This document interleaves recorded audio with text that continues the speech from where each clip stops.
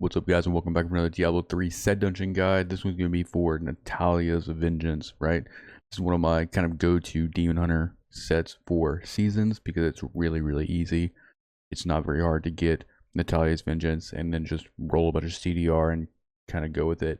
There's kind of a strategy that's involved in doing it, the easiest way, which I'll go through here. I'll step through location, talk about the gear, the skills, everything that you need to know in order to replicate what you'll see in my mastery run near the end of this video. I'll add chapters in the description so you can kind of jump around and see exactly what you need, and hopefully this guide will help you complete this and put a tick in that box. I'll also try to do a D3 planner link and things like that so you can kind of reference back, but rolls on gear are not going to be super important for set dungeons. And in case you haven't done set dungeons before, set dungeons are not a way to get sets. You have the set, it's kind of like a challenging rip that utilizes a skill set that is thematic, I guess, of the set. So keep that in mind. Set dungeons don't reward sets. They're just part of an achievement that allows you to get these wings, like the ones I'm wearing right here. These are the mastery wings. And then the mastery pennant and everything. That's kind of why you're doing them, right? And you only have to do 28 of them, or not even 28. You have to do, you just have to do the, what is it? It's just 24 of them, I think. The Necromancer set dungeons do not play into getting these wings, so let's get started.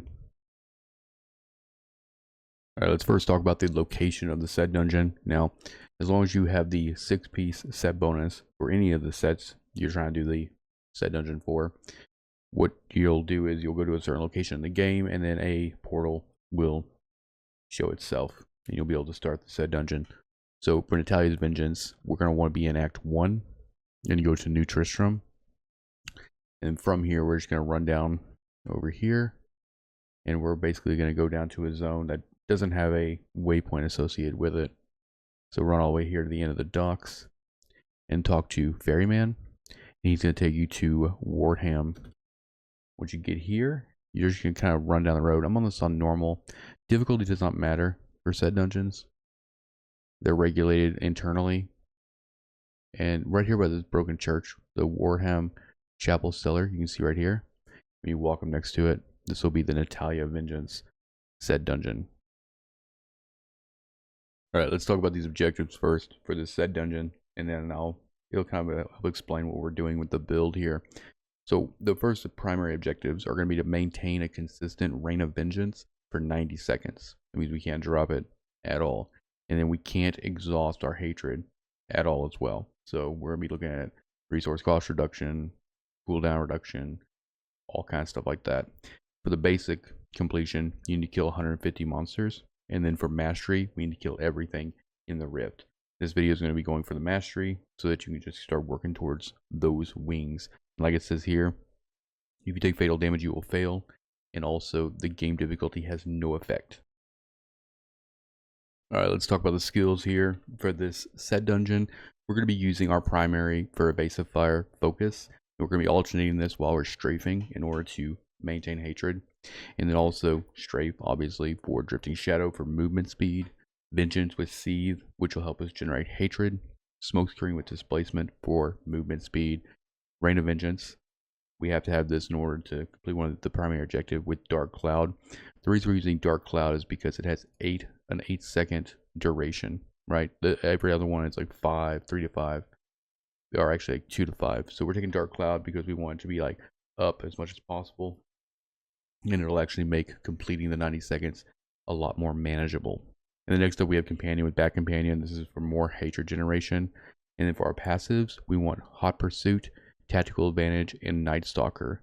And also you'll want Blood Vengeance, and I'll explain why I have awareness in here, which this is basically gonna be a 5 passive build, so whatever you put in your 5th can be something for survivability.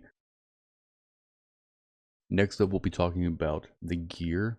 And so since this is Natalya's set dungeon, we're gonna be using almost all the pieces for Natalya's. The helm you can actually swap out with Pride's Fall. It just really depends on what you need to put in the cube and kind of what pieces you can swap out. but I'm gonna go over my configuration here, and you can make your own adjustments as needed. We're gonna be using mantle of channeling. The stats here don't matter, right? We just need the increased damage and take reduced damage here. Really, it's about the reduced damage, honestly. And let's talk about the Natalya's set bonus real quick. So we reduce the cooldown of Ring of Vengeance by 4 seconds when we hit with the enemy. So it's going to help us, keep it up for 90 seconds. And then the 4-piece set bonus is it deals 100% increased damage. Not necessarily important for this application. And then our 6-piece set bonus is after we cast Ring of Vengeance, we deal 14,000% damage. Also, not entirely necessary. For our amulet, I'm using a Hellfire amulet. You want to try to get cooldown on here. The damage stuff doesn't really matter. And like you see, this one I have Blood Vengeance on here. So since I have a Blood Vengeance on my amulet, I can just take a 5th passive like Awareness or something like that. But don't prioritize like damage unless you're not high enough in damage. And I'll explain where you need to be for damage in a minute. But your primary focus for passives is going to be Hot Pursuit, Tactical Advantage, Night Stalker, and then Blood Vengeance. Now, I'll go and talk about the damage here. You want your damage to be in between 300,000 and 400,000. And since we're using Hexing Pants, standing still will not give you the accurate number. So what you need to do is you need to be like moving around and kind of see where you fall. So while I'm moving with Hexing Pants, I'm at 362. I'm below the 400,000, which is where we want to be.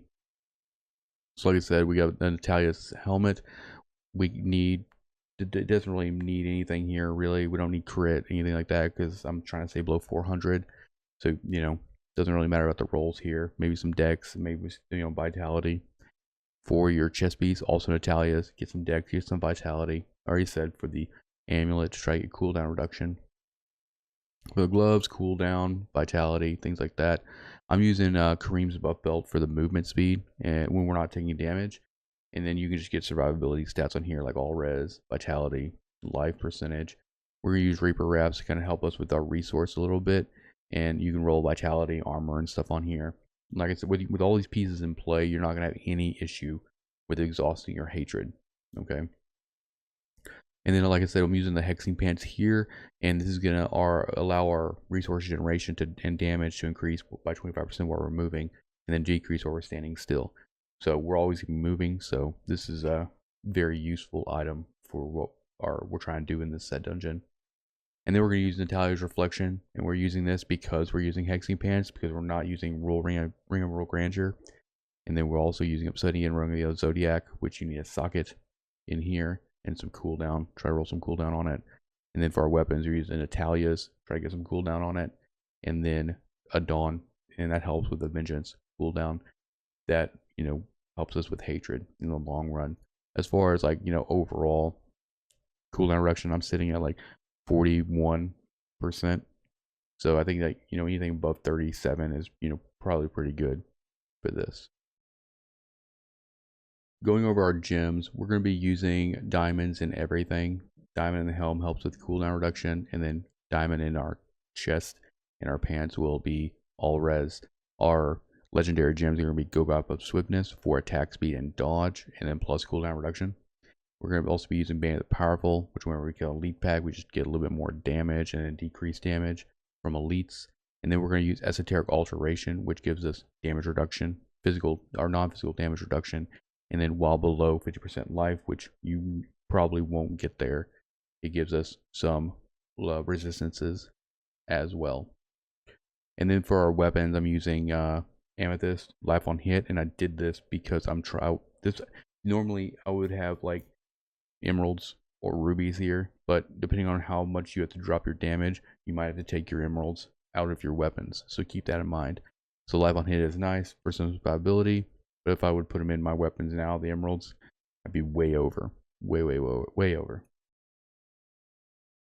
Right, for Paragon, as you can tell, I have, standing or floating Paragon points right here. And another strategy for getting your damage down below, a certain level, I take everything out of Dexterity. I just wouldn't put everything into Maximum Hatred movement, and then everything else into Vitality. And then I have everything out of the Offense tab, right? And we can put cooldown in here, actually. That makes But you definitely want an attack speed, crit, and crit damage in here. You can keep everything else, really. And having that extra cooldown actually helps a lot too. But it's just that brings you up like what, another 7% or so. So it might not be needed, but you can throw it in there if you want. The run I did for this video, I actually have everything out of that tab just because it was quick and easy for me just to reset that. As far as the follower goes, as with most set dungeons, they will just kind of hinder your progress than help it. So for this particular set dungeon, we are going to dismiss our follower. We're not going to use it at all. I just wanted to make sure we clarify that in case you're having difficulty. The follower can, almost always be a culprit in, blocking you from completing mastery. As far as potions go, you're kind of open-ended here. You can use Potion of the Diamond for all res. I'm using increased armor, Potion of the Tower. I don't think it's going to be super, it's not going to help you too much, right? You can probably just use whatever, or if nothing, I don't think it's really going to matter. But just in case you wanted to edge out with a little bit more life per kill, maybe, you can use like maybe Kool-Aid to like break. Yeah, well, they're not gonna have any walls. You're not gonna like. I just don't know. I just don't think you really need a potion for this. But for the sake of argument, to have a complete kind of loadout, I just use like an armor one. If I had a spare like diamond for all res, I'd probably use it. But it's entirely up to you what you want to do with the potion. For the Q powers, we're gonna be using Ingeum, so that when we kill things, when we kill elite packs, we'll get some time off of our cooldowns. Since we're using Dawn here, that really helps speed up all the stuff that we're trying to do. And like I said, Pride Fall and our resource costs are reduced by 30%. We're not taking damage. Chances are we're not going to be taking any damage because everything's going to die kind of on the edge of the screen from Rain of Vengeance and from your strafe damage. And like I said, if you need to, you can actually put Hexing Pants in the cube and then wear Pride's Fall and then wear Natalya Pants. It just kind of really depends on what your gear situation kind of looks like. And then we have Elusive Ring. So whenever we pop Smoke Screen, we get damage reduction on that for just more survivability. Alright, so here is the map for the Natalya Vengeance set dungeon. This is where we're going to kind of get down into some nitty gritty strategy. As you can see here, this is where you start, and this path is kind of where you want to go. And since we're using Dark Cloud with Rain of Vengeance, and it has an 8-second duration, you're going to want to try to refresh that when it has a second left. And keep in mind, with all the movement speed, you can clear this entire thing. You can kill every enemy probably in less than 90 seconds. So there's no benefit to going too fast. So most of the time, you're going to be kind of following a path that looks like this and slowing down. Only worry about strafing against enemies when you need to bring Vengeance off of cooldown. If it's already on cooldown and it's still going, you don't necessarily have to be near enemies. Don't waste enemy kills trying to go too fast, because you really just kind of need to utilize all the trash in the set dungeon to help reset that, right?